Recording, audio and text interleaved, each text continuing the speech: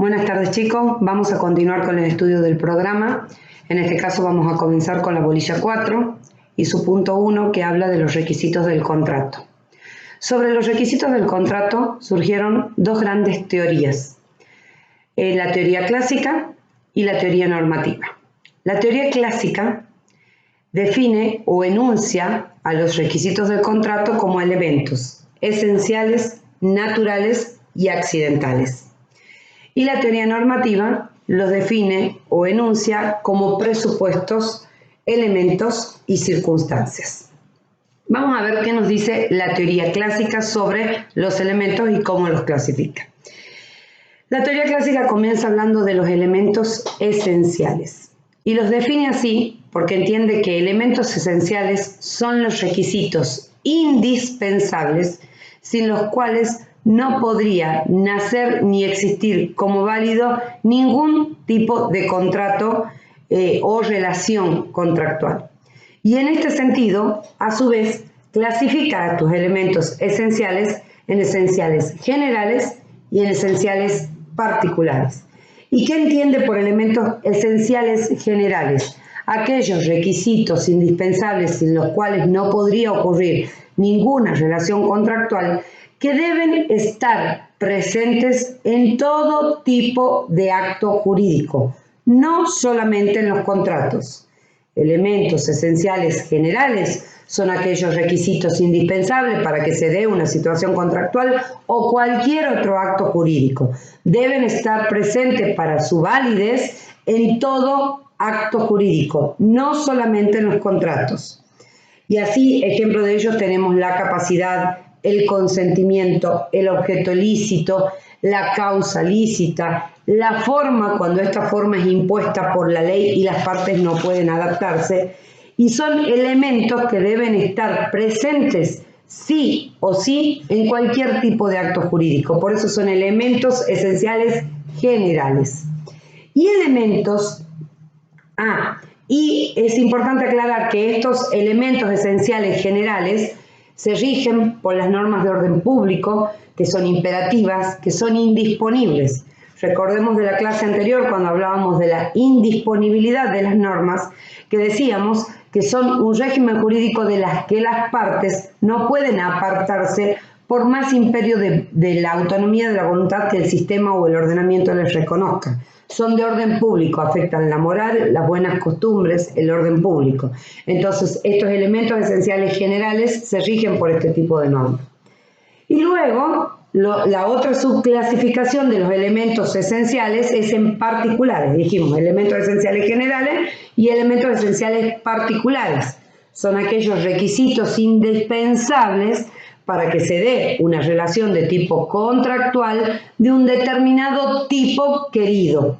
Es decir, los elementos que de acuerdo al tipo que se ha elegido celebrar o perfeccionar en la relación contractual, se requiere según el ordenamiento jurídico. Acá es importante distinguir que en este tipo de elementos esenciales particulares están comprendidos las cláusulas que definen que un contrato sea de un tipo o de otro, por ejemplo, el clausulado que determina que un contrato sea locación de servicio, locación de cosas o compra-venta, y también las cláusulas queridas por las partes. Nosotros entendemos que el contrato es ley para las partes y reconocemos en la autonomía de la voluntad una fuente creadora de derechos.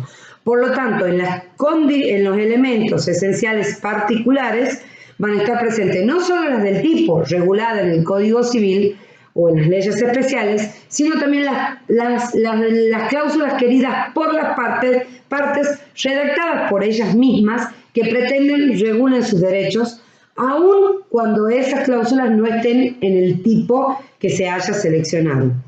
Por eso es importante no incurrir en la confusión que podría hacernos caer el decir que los elementos esenciales particulares corresponden a las cláusulas del tipo, porque no es así, porque también están integradas por las cláusulas queridas por las partes, aun cuando esas cláusulas no estén en el régimen del tipo previsto. Por lo tanto, hecha esta aclaración, tenemos que distinguir elementos esenciales generales y elementos esenciales particulares ¿Cuáles son las consecuencias de incumplirlos o de su falta o de su inobservancia?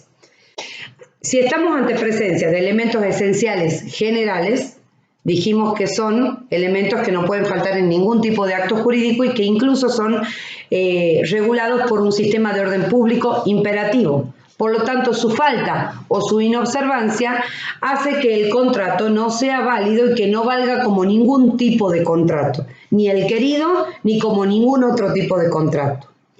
En cambio, la falta o la inobservancia de elementos esenciales particulares puede hacer que no valga como el contrato del tipo previsto querido, pero sí que valga como otro tipo de contrato. Luego tenemos los elementos naturales. ¿Qué son los elementos naturales? Son aquellos elementos que están implícitos en el contrato, están presentes por imperio de la ley supletoria, inciden en el texto contractual aun cuando las partes nada hayan dicho sobre el tema, porque son como el derecho de fondo que la ley supletoria lo mismo los hace partícipe. Y forman parte del contenido contractual aun cuando las partes nada hayan dicho sobre el tema. Las partes pueden decidir eximirse o excusarse de esa redacción sin que afecte la validez. Por ejemplo, un ejemplo de este tipo de elementos es la garantía de evicción, el pacto comisorio tácito, que son cláusulas naturales que por más que las partes no las inserten en el contenido contractual, lo mismo están presentes y lo mismo son válidas. Salvo que expresamente las partes decidan exonerarse de esas cláusulas, decidan dejarla de lado y que no se aplique, en cuyo caso tendrá que ser una incorporación expresa. Pero eso significa elementos naturales, que son determinados tipos de cláusula que aunque las partes nada digan sobre ella, integran el contenido contractual por imperio de la ley supletoria. ¿Sí? Ejemplo, como dijimos, garantía de la cláusula de la garantía de evicción o el pacto comisorio tácito. Y por último, entendemos a los elementos accidentales. Son aquellos elementos que son incorporados por la exclusiva voluntad de las partes. Son producto de la autonomía de la voluntad de las partes. Y que las partes deciden incorporarlo normalmente con el deseo de alterar el efecto que hubiera tenido el contrato en caso de no haberlas incorporado. Por ejemplo, el plazo, la condición, el cargo, una cláusula penal. Son elementos accidentales que las partes deciden incorporar, que existen solo por la voluntad de la parte. Es necesario que las partes las incorporen. Si las partes nada dicen, no son tenidas en cuenta por un régimen supletorio y normalmente son incorporadas porque las partes deciden darle a la culminación o a los efectos del contrato un efecto distinto que si no lo hubieran incorporado. Por ejemplo, un tipo de elemento accidental es el plazo. Si yo decido que una compra-venta va a ser, que la forma de pago de una compra-venta va a ser a plazo, es una cláusula accidental que debo incorporarla por la voluntad de comprador y vendedor. Si nada se dice sobre el plazo, es decir, si yo no incorporo ninguna cláusula que explique o que establezca que la obligación de pagar será a plazo, por el régimen del tipo, por la ley supletoria, la compraventa se entiende de contado.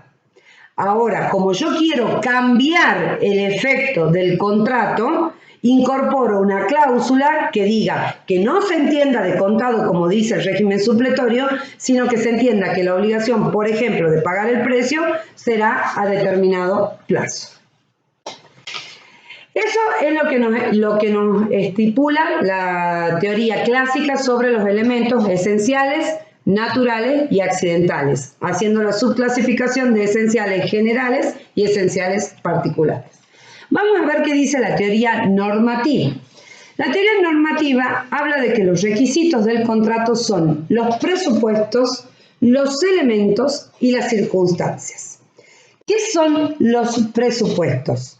Son elementos extrínsecos al contrato que deben existir en abstracto en relación o al sujeto o al objeto y que deben existir con anterioridad a cualquier conformación de relación contractual. Es decir, son todos aquellos requisitos que preexisten al contrato, existen antes del contrato y existen antes y con independencia de que se celebre el contrato o no se celebre el contrato. Por ejemplo, la capacidad, la legitimación, la idoneidad del objeto, y en relación a la idoneidad del objeto se refiere tanto a que el objeto sea lícito, a que el objeto sea posible. Elementos extrínsecos previos deben preexistir al contrato y deben existir con total independencia de que el contrato se celebre o no se celebre. Una persona va a tener capacidad, se celebre o no se celebre el contrato. Una persona va a tener legitimación para contratar, se celebre o no se celebre el contrato. Existir previamente.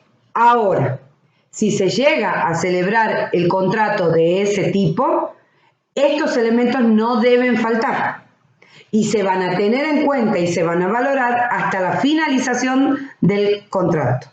Entonces, los presupuestos son elementos extrínsecos al contrato que deben existir en abstracto con anterioridad a la conformación de cualquier relación de tipo contractual. Preexisten al contrato y existen de manera independiente a que se celebre o no se celebre el contrato.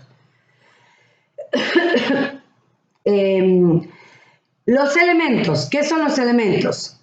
Los elementos es lo constitutivo del contrato, es lo intrínseco del contrato, lo que lo constituye, lo podríamos llamar como la médula, como la columna vertebral del contrato. Si entendemos, como venimos entendiendo, que el contrato es derecho objetivo creado por las partes y que consecuencia de ello, producto de la fuerza obligatoria que tiene un contrato para las partes, es ley, entonces tenemos que entender que los elementos son la forma y el contenido de ese contrato. La forma es cómo se lo dice al contrato y el contenido es qué es lo que se dice. Forma, cómo se lo dice, contenido, qué es lo que se dice. ¿Qué es lo que se dice? ¿Qué es lo que se expresa? ¿Qué es lo que se pretende arreglar? Y ese contenido, ese qué es lo que se dice, se lo dice a través de cláusulas. Cláusulas que también son clasificadas bajo la forma de cláusulas esenciales, cláusulas naturales y cláusulas accidentales. Entendiendo, siguiendo un criterio muy similar al que adopta la doctrina clásica para definir los requisitos, entendiendo que cláusulas esenciales son aquellas sin las cuales no puede existir ningún tipo de contrato válido. Cláusulas naturales son aquellas que valen y que forman parte integrante del contrato por imperio de la ley supletoria, más allá de que las partes las prevean o no las prevean en el contenido contractual, y accidentales son aquellas que son insertas, producto de la voluntad y de la autonomía de las partes. Y por último, tenemos las circunstancias. Las circunstancias son elementos extrínsecos al contrato, pero que tienen validez una vez perfeccionado el contrato, se valoran desde el momento del perfeccionamiento del contrato en adelante, se tienen en cuenta hasta la extinción del contrato, pero posterior, a diferencia de los presupuestos, que también son elementos extrínsecos, pero preexisten al contrato, las circunstancias son elementos extrínsecos que se valoran desde la celebración en adelante.